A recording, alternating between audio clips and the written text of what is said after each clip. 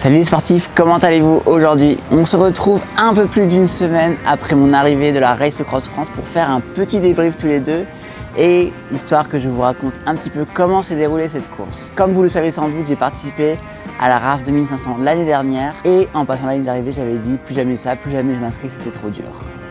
Les mois sont passés et j'ai finalement décidé de me réinscrire, notamment parce que le parcours était dans le sens inverse. On partait du Touquet pour arriver à Mandelieu. Et c'est ce qui m'a motivé à refaire la longue distance de cette course mythique. Je vais vous raconter tout ça dans les détails dans cette vidéo. Allez, installez-vous bien confortablement, c'est parti.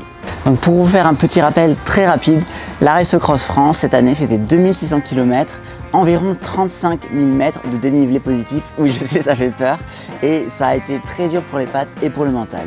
Donc au niveau du parcours, je pensais que j'allais préférer l'idée d'avoir 3-4 jours de plat avant d'attaquer les Alpes pour me permettre de dérouler sur un rythme assez facile et assez stable tout le long. Mais l'organisation nous avait fait la petite surprise de nous faire un parcours beaucoup plus difficile puisqu'il y avait énormément de vallons entre le Touquet et les Alpes et donc au final ça a été très dur pour moi de maintenir un rythme puisqu'on faisait que monter et descendre. J'ai notamment le souvenir d'immenses lignes droites en montagne russe constant sur environ 30 petites montées et 30 petites descentes comme ça tout le long. Ça a été vraiment très difficile pour le mental.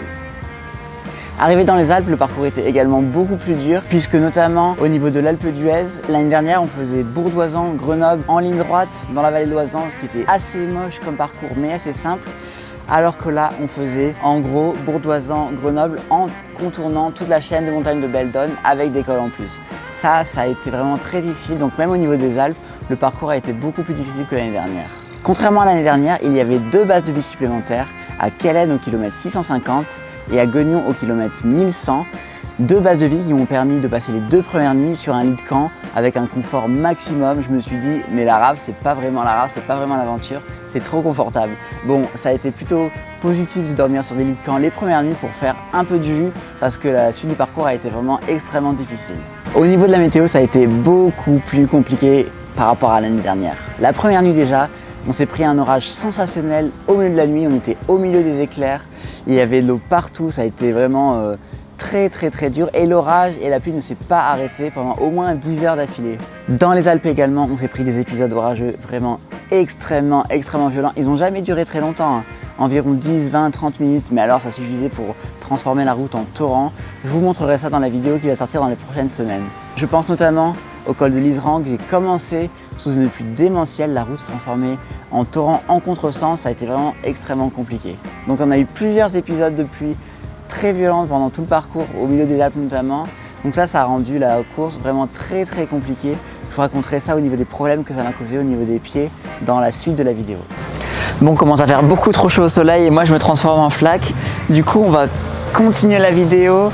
À l'ombre, ça va être bien plus cool. Je voulais vous parler maintenant du matériel. Je ne vais pas rentrer dans les détails du matériel puisque j'ai fait plusieurs vidéos là-dessus. Je vous recommande d'aller les voir sur ma chaîne. Cependant, le Van Rissel EDR, franchement, il est ultra validé. J'ai eu aucun souci technique. Il a super bien roulé. Au niveau des pneus tubeless en 32, pareil, aucun souci, aucune crevaison, trop bien. J'étais parti à 6 barres à l'arrière, 4 barres à l'avant. J'avais une crainte, c'était de perdre en rendement à cause du poids du vélo avec les sacoches, avec des pneus un petit peu sous-gonflés. Cependant, 4 barres à l'avant, c'était un peu trop pour du 32, c'était un peu trop gonflé et finalement je l'ai un peu payé en termes de confort du vélo. J'ai encore des petites fourmis dans la main gauche parce que finalement à la fin des Alpes, les chocs à répétition faisaient un petit peu mal aux mains. Je pense à ce niveau-là que j'aurais dû changer la guidoline pour une guidoline un petit peu plus confortable par rapport à celle d'origine. Mais bon, c'est un détail, je ne ferai pas cette erreur l'année prochaine. Comme je vous dis, au niveau du tubeless, j'étais à 6 barres au départ. J'ai regonflé une fois le pneu arrière seulement parce que j'étais à 4 barres à la base de vie de Saint-Jean-Royan après 2000 km, donc finalement j'ai perdu très peu en pression. J'ai remis 6 barres, je suis reparti, donc rien à dire. Au niveau de la chaîne, je l'ai changé pour une chaîne neuve et graissée à Megève à mi-course, mais avec toute la pluie, tous les orages qu'on s'est pris, la transmission a été vraiment mise à rude épreuve. Honnêtement, à la fin, j'avais pas la transmission qui était hyper silencieuse, mais bon, j'ai fini comme ça. Donc voilà, le vélo Van Rissel EDR validé. Les prolongateurs, c'est la première fois que je faisais de la longue distance avec les prolongateurs. Enfin non, pardon, c'était la deuxième fois parce que j'ai fait la RAB avec les prolongateurs. Honnêtement, trop bien d'avoir les prolongateurs. Ça permet de se reposer en mettant les avant-bras comme ça. de temps en temps sur le plat, donc ça permet de ménager un petit peu les mains. Et puis le point super intéressant des prolongateurs, c'est l'espèce de filet que j'ai créé avec la corde comme ça, ce qui m'a permis de poser plein de choses sur le prolongateur quand j'allais faire des courses notamment. Donc ça a été un point super positif. Je vais conserver ce système et je vais l'améliorer avec un petit filet, avec d'autres types d'élastiques pour faire ça un petit peu mieux pour les prochaines fois, mais en tout cas ça a été archi validé. Au niveau des deux bons points sur lesquels je voulais revenir au niveau du matériel, c'est en premier lieu la lampe frontale Stutz. Ça, franchement, infaillible, hyper sécurisante, hyper puissante. J'ai fait toute la descente du Ventoux de nuit avec la lampe frontale uniquement à 1000 lumens. Honnêtement, on voyait comme en plein jour, donc incroyable. Je suis parti avec 2 batteries supplémentaires, ce qui m'ont permis de bien tenir en ayant rechargé la lampe sur les bases de vie. Mais honnêtement, la lampe frontale Stutz, c'est archi validé. Je sens qu'elle va me suivre pendant des années encore. Le deuxième point positif au niveau du matériel sur lequel je voulais revenir, c'est la doudoune. Donc moi, j'avais une doudoune Decathlon à 55 €, mais honnêtement, je sais pas comment j'ai pu faire du bikepacking sans doudoune. Je la mettais la nuit pour rouler quand il faisait froid et je la mettais en duvet pour dormir, donc double usage, hyper compact dans la sacoche arrière. La doudoune, c'est vraiment également un point ultra validé que je vais utiliser pendant toutes mes aventures de bikepacking à l'avenir. Donc maintenant, au niveau du sommeil, comment s'est déroulée ma course? Comme je vous disais, on s'est pris un énorme orage la première nuit et ça, le point positif, c'est que ça m'a aidé à faire une nuit blanche sans dormir parce que je me disais, mais en fait, c'est tellement trempé et il pleut tellement que je n'ai aucun endroit pour m'arrêter. Je vais pas dormir dans l'herbe mouillée, quoi. Donc finalement, la première nuit, je n'ai pas fermé l'œil et j'ai pas eu de soucis pour ça, même si c'était absolument pas mon objectif de ne pas dormir parce que normalement, je pensais ne pas trop aimer faire des nuits blanches, mais ça s'est bien passé. J'ai dormi seulement 8 minutes en début d'après-midi au pied du Mont Saint-Michel. Donc ça a été ma première nuit sans dormir. Ensuite, j'ai dormi pendant toute la course entre 2 heures et 3 heures par nuit. Ça a été assez pratique de pouvoir bénéficier des 2 bases de vie aux 650 et aux 1100 km pour faire donc la nuit 2 et la nuit 3 sur les lits de camp de la base de vie. Donc ça a été hyper confortable. Et ensuite, j'ai finalement bivouaqué qu'une seule fois. Ça a été au milieu des Alpes à Valloires. Et sinon, j'ai également fait une nuit d'hôtel à Grenoble avec mon pote Hugues de la Team Ultra. Donc voilà, au niveau du sommeil, ça a été une nuit blanche, 2 à 3 heures par nuit les nuits suivantes. Et ensuite, j'ai aussi beaucoup fait de micro-siestes. Ça, j'avais pas l'habitude de les faire l'année dernière, mais ça m'a beaucoup aidé cette année. Dès que je sentais que j'étais un peu fatigué au milieu de journée, je mettais le chronomètre 5 à 10 minutes, je m'allongeais et honnêtement, j'arrivais à dormir, à avoir un sommeil assez réparateur sur des si courtes durées. Donc ça, les micro-siestes, ça a été vraiment d'une grande aide pendant toute la course. Au niveau du déroulé de la course, c'est parti très vite avec le vent dans le dos les premiers jours. Donc au bout de 24 heures, j'étais déjà à 588 km et j'étais hyper heureux d'arriver aux 650 km de la première base de vie pour la nuit, donc aux alentours de 22 heures il me semble, c'était à Kellen. J'ai continué comme ça sur les vallons qui étaient assez difficiles finalement pour arriver à la deuxième base de vie de 1100 km aux alentours de minuit il me semble. Ça c'était à Guignon. Donc les premiers jours sur le plat avant les Alpes, ça a quand même bien roulé. Je me suis très peu arrêté puisque mon objectif c'était de vraiment faire le minimum de stop et m'arrêter uniquement pour acheter à manger et pour dormir. Donc je mangeais tout le temps sur mon vélo. Ça a été assez exigeant mentalement, mais ça m'a permis de bien avancer les premiers jours. L'arrivée dans les Alpes, je savais que ça allait devenir bien plus compliqué d'enchaîner les kilomètres. J'ai démarré les Alpes avec le col de la Colombière, avec un départ à minuit. Je suis arrivé à 2 heures du matin en haut du col. Ensuite, je suis descendu pour arriver à Megève à 5 heures du matin. Donc là, c'était quand même très dur de rester éveillé. Donc il y avait uniquement l'idée du checkpoint et du lit de camp qui m'ont maintenu éveillé pour arriver à 5 heures du matin à la base de vie. Et ensuite, au milieu des Alpes, je savais que ça allait être très compliqué, énormément de dénivelé, des cols très durs. Donc j'ai commencé la journée par le col des Saisies, après le Cormet de Roseland, pour arriver à l'Iseran en fin de journée. Il me semble que je suis arrivé en haut de l'Iseran à 19h30. Comme je vous ai dit, je m'étais pris un énorme orage dans l'ascension de l'Iseran, donc ça, j'étais quand même trempé. Et voilà, après l'Iseran, c'était la descente vers Bourg-Saint-Maurice, il me semble. Donc ça, une vallée assez longue à descendre. Et je suis arrivé à Bourg-Saint-Maurice pour l'ascension du col du Télégraphe dans la soirée. Et je suis arrivé à Valloires au pied du Galibier aux alentours de minuit. Donc après ça, il y a eu le Galibier. Le Galibier de nuit qu'on a fait entre 3h et 5h du matin, avec une arrivée à 5h du matin, première lueur du jour. Ça a été vraiment magnifique. Donc là, comme je vous disais, par rapport à l'année dernière, ça a été bien plus dur puisqu'il y avait énormément de cols en plus. Je pense notamment au col du Glandon qui a été extrêmement long, interminable sous la canicule. J'ai énormément souffert. Avant ça, il y avait le col de Sarenne pour monter à l'Alpe d'Huez. Très dur aussi, donc je l'avais fait en descente, je savais que ça allait être dur. Ça a été un moment très compliqué. Donc là, la journée, je pense, une des journées les plus dures sur le vélo, avec beaucoup de chaleur. J'étais vraiment en souffrance parce que j'avais des douleurs partout. Je vous parlerai de ça juste ensuite. Donc à la sortie des Alpes, le Vercors, puis la Provence, le Ventoux et tout ça, ça a été encore très difficile. Le Ventoux, je l'ai également fait de nuit entre 23h et minuit. C'était vraiment trop bien parce qu'il faisait hyper frais. Il n'y avait personne sur la route, donc ça a été un grand plaisir de faire le Ventoux de nuit. Mais la descente du Ventoux a été vraiment très froide. J'avais toutes les couches, les gants et tout, mais j'étais quand même assez congelé.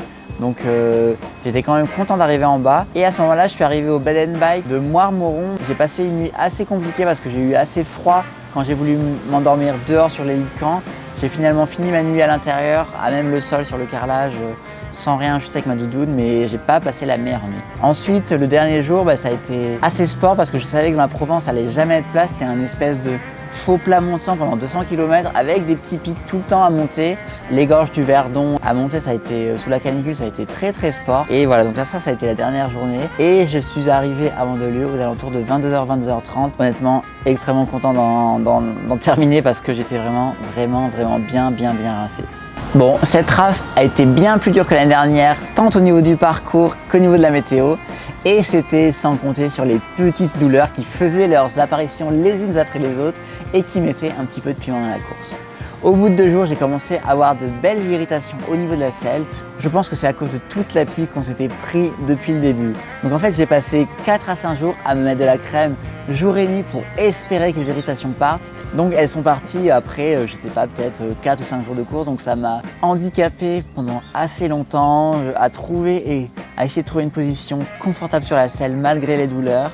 J'avais franchement du mal à pédaler, je roulais beaucoup en danseuse. Donc ça, les petites irritations à la selle, je sais pas, peut-être que j'aurais dû préparer mes fesses avant la course ou alors mettre un pantalon de pluie, je sais pas. Mais bon, ça m'a quand même suivi tout au long de la course. Ensuite, au niveau des pieds, ça également pas joli. Je pense que j'aurais dû mettre des surchaussures parce que avec toute la pluie qu'on s'est pris, j'ai commencé à avoir les pieds qui gonflent et à avoir les semelles qui gonflaient, vous savez, comme quand vous sortez de la piscine et que vous avez les doigts gonflés comme ça à cause de la pluie. En fait, lors de la montée du col du Télégraphe, je n'arrivais presque plus à appuyer sur les pédales parce que j'avais 5 mm de corne sur les pieds avec de belles crevasses.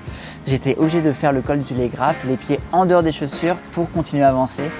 Donc ça m'a vraiment bien handicapé et en fait, je me suis rendu compte quelques jours après que rouler sous la pluie comme ça trop longtemps, ça m'a vraiment fait souffrir les pieds et ça a vraiment été compliqué. Arrivé au col du Télégraphe, j'ai dormi 2 heures, les pieds pleins de crème en espérant qu'au réveil, les pieds allaient dégonfler un petit peu. Ça a été le cas, mais je savais à partir de ce moment-là que je n'avais plus le droit de rouler sous la pluie parce qu'à la moindre pluie, mes pieds se remettaient à gonfler. À nouveau douleur, donc c'était rebelote comme ça. À la fin, j'alternais entre 2 paires de chaussettes et je laissais sécher mes paires de chaussettes sur les prolongateurs pour espérer avoir les pieds un petit peu plus au sec. Mais malgré tout, puisque je m'arrêtais vraiment très peu, j'avais du mal à avoir les pieds qui séchaient. Donc ça a été à nouveau un petit piment dans l'aventure qui a été difficile à gérer sur les derniers jours. Enfin, une fois arrivé au checkpoint de Saint-Jean-en-Royans, il restait environ 500 km de course. Et là, j'ai commencé à avoir une douleur au niveau du tendon d'Achille qui n'a fait que s'amplifier jusqu'à la fin. Donc en fait, j'ai roulé 500 km avec une belle tendinite. Quand je continuais à pédaler, c'était une douleur assez constante qui handicapait mais qui ne m'empêchait pas de pédaler. Par contre, dès que je m'arrêtais lors d'une descente de 3 minutes et que je reprenais, là, c'était vraiment très douloureux. Donc j'ai fait 500 km 2 jours avec cette tendinite et honnêtement, une fois la course terminée, je n'arrivais plus à marcher. Donc je suis allé faire des radios, j'ai pris quelques médicaments, là ça va mieux. Mais cependant, je ne sais pas vraiment comment j'ai fait pour pédaler parce que je me disais qu'il restait 500, 400, 300 km, donc je n'avais pas d'autre option que de continuer de terminer la course. Mais honnêtement, je suis allé puiser loin dans la douleur pour terminer. Au niveau de l'alimentation, écoutez, comme vous le savez, en longue distance, on a des plans d'alimentation. Pour autant, on fait ce qu'on peut puisque le premier jour, c'était dimanche, le deuxième jour, c'était lundi, donc tous les commerces fermés également. Pendant 2 à 3 jours, on était tellement dans des coins paumés qu'il n'y avait quasiment aucun commerce ouvert. Donc ça, j'ai fait un petit peu comme j'ai pu. J'ai commencé la course avec une alimentation low carb ou cétogène qui était assez stricte, donc ça s'est vraiment plutôt bien passé, en mangeant des cacahuètes, du fromage, en mangeant beaucoup de barres et de purées d'éoléagineux Olifat, donc ça c'était validé, archi validé. Ça m'a permis d'avoir pas de pic de glycémie, d'avoir une énergie qui était assez stable en puisant dans mes matières grasses. Arrivé à Guignon, kilomètre 1100, il y avait un camion pizza, il était minuit, j'étais fatigué, donc là une bonne pizza qui a fait plaisir. Et après, je vous cache pas que j'étais un petit peu moins strict d'un point de vue régime cétogène ou low carb. Donc je mangeais beaucoup de noix de cajou, de cacahuètes, de fromage, de saucissons que j'ai acheté dans le Beaufortin, donc ça a un vrai petit délice. Pour autant, j'étais un petit peu moins strict, j'ai mangé pas mal de viennoiseries, j'ai mangé des sandwichs, des petites parts de quiche. Je savais que même en étant moins strict, le fait d'avoir des années de régime cétogène, ça faisait que mon corps il était capable de puiser dans les réserves de matières grasses, donc ce qui fait que j'ai mangé quand même un petit peu de sucre, un petit peu de glucides, plus que l'accoutumée, mais pour autant, lorsque j'en avais plus en stock, je savais que mon corps pouvait repartir en mode brûleur de gras et m'a permis de rester quand même assez stable d'un point de vue de l'énergie, que je mange un peu de sucre ou pas. Donc j'avais une glycémie qui était quand même assez stable. Je vous mettrai des captures d'écran à l'avenir où je vous ferai un article parce que j'avais le Super Sapiens, donc le capteur de glycémie en direct, donc ce qui me permettait de réguler ma glycémie, enfin de vérifier si ma glycémie était assez stable, pas trop basse. Donc voilà, ça au niveau de l'alimentation en ultra, on a toujours des plans en partant.